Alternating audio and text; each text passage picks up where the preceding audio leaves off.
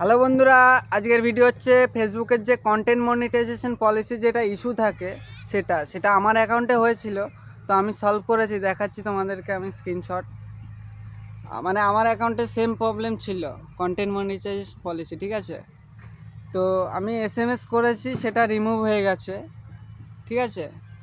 তো এই দাদাটার হয়েছে তো কন্টেন্ট মনিটাইজেশন পলিসি, সেটা এর এসএমএস করবো ফেসবুক টিমকে, তারপরে যাতে মানে সলভ হয়ে যায়।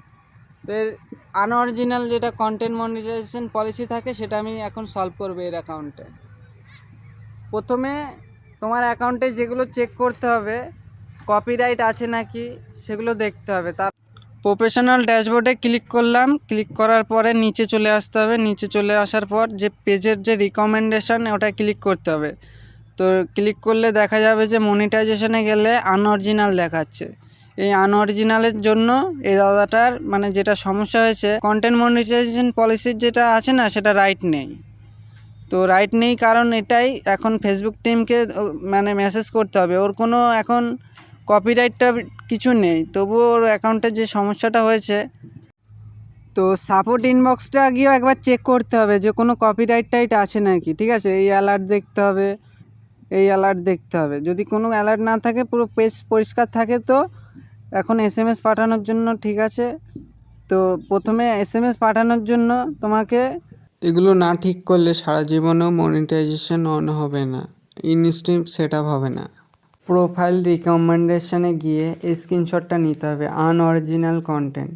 তো ব্যাক করার পরে তোমাকে আরেকটা কাজ করতে হবে, যেটা হচ্ছে তোমার প্রোফাইলে যেতে হবে। প্রোফাইলে গিয়ে এই 3 লাইনে ক্লিক করতে হবে। 3 লাইনে ক্লিক করার পরে তোমার প্রোফাইলে ক্লিক করো, 3 ডটে ক্লিক করতে হবে। ক্লিক করার পর পেজ হলে পেজের লিঙ্ক কপি করবে, প্রোফাইল হলে প্রোফাইলের লিঙ্ক ক্লিক করবে।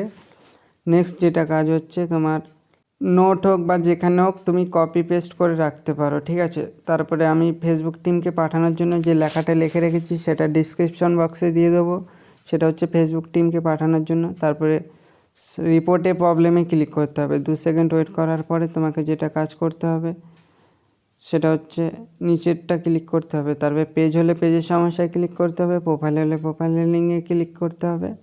তারপরে যেটা কপি করে আমি পাস্ট করে আরেক জায়গায় রেখেছি সেটা এখান থেকে কপি করে নিয়ে নিচ্ছি। নিয়ে নেওয়ার পরে সেটা রিপোর্টে প্রবলেমের এখানে পাস্ট করে দেবো। পাস্ট করে দেওয়ার পরে আরেকটা কাজ করতে হবে, সেটা তোমার যে পেজের লিঙ্ক করেছে কপি, সেটা ওখান থেকে এখানে এনে পাস্ট করে রাখতে হবে। পাস্ট করে রাখার পরে নিচের যে কাটাকুটি ক্রস চিহ্ন আছে গ্যালারি থেকে তুমি যে স্ক্রিনশটটা নিয়েছো আনঅরিজিনালে পেজ রিকমেন্ডের, সেটা ওখানে গিয়ে আপলোড দিতে হবে। আপলোড দেওয়ার পরে ফেসবুক টিমের কাছে গেলে 2-4 দিনে সলভ হয়ে যাবে। আমাকে প্রতিদিন ফেসবুকে লাইভ আসতে হবে। আর এটা আপলোড করে দিলাম, এখনই কমপ্লিট হয়ে গেল।